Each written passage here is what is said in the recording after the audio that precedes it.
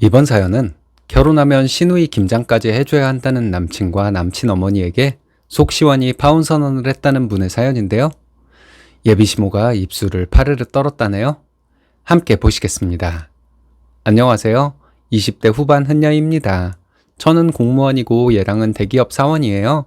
신혼집 결혼비용 모두 반반하기로 했고 양가 부모님 경제력은 비슷합니다. 남친은 저보다 6살 많고 남친 여동생은 남친보다 2살 어려요. 결혼하게 되면 손아래 시누이지만 저보다 나이가 4살 많은 거죠. 남친 부모님은 아들 하나 딸 하나를 두신 거예요. 그런 남친과 결혼하는데 맏며느리라는 프레임을 씌워서 시누이 김장까지 해줘야 한다고 주장하는데 이게 말이 되는 건가요? 그걸 당연하다는 듯이 말하는 남친이 정말 이해가 안 갔습니다. 그래서 따졌더니 한숨을 쉬며 제가 답답한 행동을 하는 것처럼 몰아가는데 내가 알던 남친이 맞나 싶어 너무 놀라웠습니다. 누굴 탓하겠어요? 남자에 미쳐서 남자의 이런 면을 못 본 제 탓을 해야죠. 결혼 전에 알게 된 것을 다행이라 생각하자고 제 자신을 다독이고 있지만 허탈한 마음은 어쩔 수 없네요. 남친은 장남이고 4살 차이 나는 여동생이 있어요. 정작 본인은 가만히 있는데 오빠가 왜 난리인지 이해가 안 가더라고요. 여동생을 아끼는 오빠의 마음이라고 하기에는 너무 오버를 하는 것 같고 저를 너무 무시하는 느낌이 들어서 파혼을 하게 되었습니다. 제 얘기 듣고 의견 말씀해 주셨으면 해요. 얼마 전 남친과 오랜만에 만나 저녁을 먹으며 한잔하고 있었습니다. 결혼할 때가 다가오니 저의 마음을 떠보려고 했던 건지 이런 대화가 오가게 되었어요. 남친 왈, 우리 결혼하면 너는 맏며느리가 되니까 할 일도 많고 책임도 커질 거야. 현명하게 내조를 잘해야 내가 사회생활을 잘할 수 있어. 이러길래 저는 나도 내 남편 사회생활 잘하도록 내가 할 수 있는 일은 다 할 거야. 오빠가 말하는 내조란 게 뭘 말하는 거야? 이렇게 물었습니다. 경조사라든지 김장이라든지 할 일이 많지. 이러더라고요. 또 뭐가 있냐고 했더니 어른들 모시는 것도 그렇고 이러길래 김장은 시부모님네랑 우리랑 해서 먹으면 되는 거라고 안 했어? 오빠가 전에 말했잖아. 엄마가 해주는 김치 돈 들이고 가져오면 된다고 기억 안 나? 이렇게 말했더니 남친은 약간 당황한 것 같더라고요. 그리고 남친 하는 말이 나중에 우리 엄마 연세 드셔서 일하기 힘드시면 네가 김장해서 동생네도 줘야 하잖아. 이러는 거예요. 너무 황당해서 되물었죠. 동생네? 동생네 김장을 내가 왜 해줘? 동생은 결혼해서 살고 있는데 내가 김장까지 해줘야 돼? 했더니 동생이 우리 엄마 김치 먹고 싶을 거잖아. 늘 먹던 김치니까. 그럼 챙겨줘야지. 이러더라고요. 멘붕이 오는 걸 가까스로 정신줄 부여잡고 말했어요. 먹고 싶으면 와서 김장 같이 하고 가져가면 되는 거 아니야? 남친은 동생은 자기네 시댁 김장을 가야 하는데 어떻게 와서 김장을 해? 이러더라고요. 이게 말이 된다고 하는 소리인지 황당한 말의 연속이라 정신을 차릴 수가 없었어요. 동생이 자기 시댁에 김장하러 가면 또 김장할 필요 없는 거잖아. 그리고 나는 뭔데 시누이 김장까지 해줘야 하는 거야? 며느리가 들어가면 가족이 되는 건데 시누이 김장까지 해줘야 하는 사람은 아니잖아. 나한테 그런 거 바랄 거면 난 못해. 그런 거 다 해준다는 여자 맞나? 이렇게 말했습니다. 남친은 2차 멘붕이 오게 만들더라고요. 너는 왜 도끼를 품고 얘기하냐? 너랑 생각이 다르다고 해서 그러면 안 돼. 어차피 결혼하면 너는 시누이보다 아래야. 이 말에 멘붕이 오는 것과 동시에 화가 치밀어 오르더라고요. 제가 시누이보다 아래인 이유가 뭔지 모르겠더라고요. 내가 남친과 결혼하면 여동생의 새언니가 되는 거잖아요. 남친이 그렇게 며느리돌이 어쩌고 할 정도로 가부장적인 사람이라면 서열도 가부장적인 기준으로 정리해야 하는 거 아닐까요? 시누이보다 아래라고? 오빠 여동생인데? 나는 오빠 아내가 되면 새언니인데?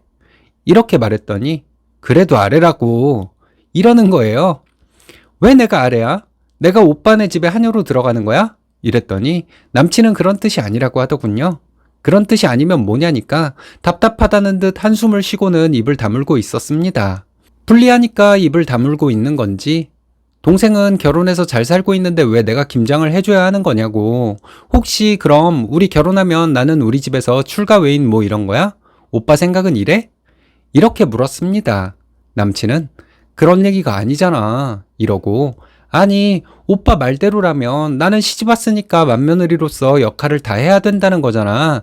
그럼 우리 집에서는 출가 외인인 거고 오빠 동생이라고 김장까지 해주라는데 오빠 동생은 공주님이네? 제 말을 듣고 남친 말. 무슨 뜻으로 말하는 건지 모르겠지만 우리 집에서는 동생이 왕이야. 이러길래 알아듣게 상식적으로 말을 하라고. 동생이 왕이라서 어쩌라고. 나보고 시집가서 시누이 떠받들고 살라고. 그럴 거면 난 시댁 김장도 안 하고 안 먹고 시댁도 안 갈 테니까 오빠가 김장해서 먹어. 오빠 동생 김장도 오빠가 부모님이랑 같이 해서 보내. 이렇게 말했습니다. 남친은 이러면 우리 결혼 못해. 이러길래 내가 하고 싶단 말이야. 여기까지 대화를 하고 좀 더 티격태격 하다가 더 이상 대화가 안 될 것 같아서 나왔습니다. 며칠 연락 없이 지내다가 남친에게 연락이 와서 얘기를 하자길래 다시 만났어요. 남친은 제 말이 맞다고 하고는 제 의견을 따르겠다고 하더라고요. 그렇게 일단락이 된 줄 알고 있었습니다. 제가 속은 거죠. 남친은 자기 부모님에게 가서 저와 말다툼한 내용을 고스란히 전했나 봐요. 결혼 진행에 대해 상의할 게 있어서 남친 집에 갔는데 남친 부모님이 저를 압박하더라고요. 상의할 거 대충 마무리가 되고 나니까 남친 어머니가 슬쩍 얘기를 꺼내는 것이었습니다. 그때 남친 여동생도 아이 데리고 그 집에 와 있었어요. 남친 어머니는 아들이 진중한 성격이라 말을 잘 안 해서 내가 물어봤더니 겨우 말을 하더라.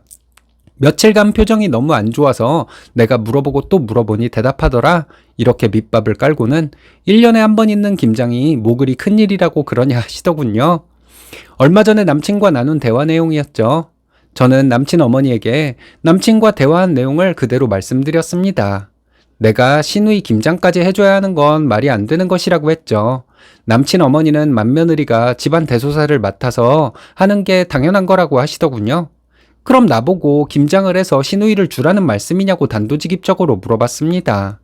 남친 어머니는 1년에 한 번 하는 일이 뭐가 힘들다고 이러는 거냐 하셨습니다.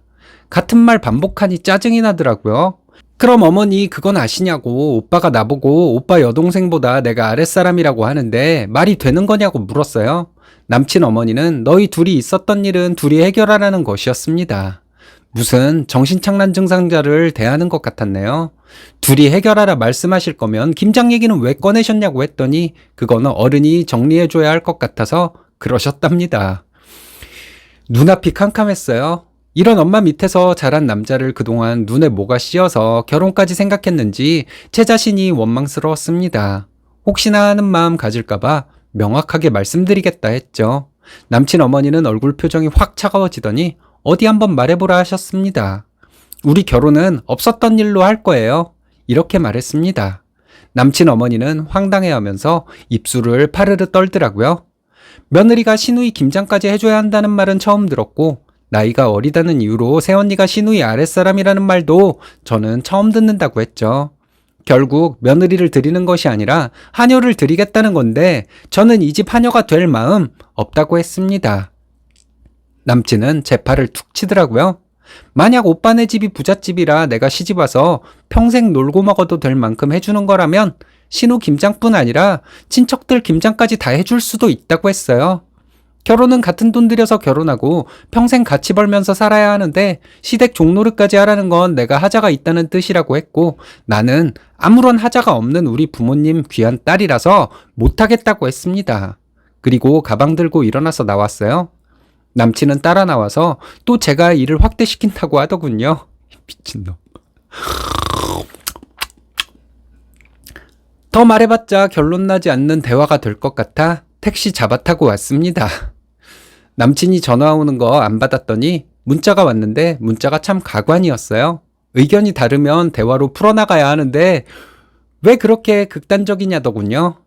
대화할 때 내가 하는 말을 피하고 말 돌리고 할 때는 언제고 대화로 풀어나가야 한다는 게 말이 되나요? 나는 이미 뜻 굳혔고 부모님께도 있었던 일 다 말했다. 이제 더 이상 볼 일도 없으니 연락하지 마라. 이렇게 답장 보냈습니다.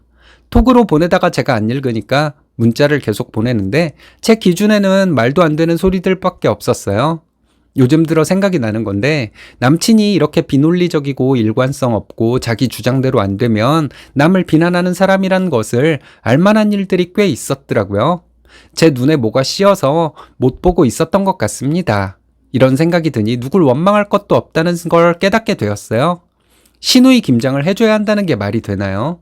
그리고 새언니가 나이가 어리다고 시누이 아랫사람이라는 게 말이 되는지 제가 잘못 생각하고 있는 것이 있다면 여러분들께서 알려주시기 바랍니다. 남친을 비롯해 남친 가족들은 전부 다 미친 것들이에요. 상식적인 대화가 불가능한 사람들인 것 같습니다. 상식에 상관없이 자기 마음대로 되지 않으면 입 다물어 버리는 인간들인데 주변 사람 속 터지게 만드는 전응아들이에요. 잘 결정하셨고 남친 어머니 앞에서 시원하게 말씀도 잘 하셨네요. 똑소리 나는 분한테서 똥차가 떠나갔으니 이제 벤츠 올 일만 남았네요. 멋지십니다.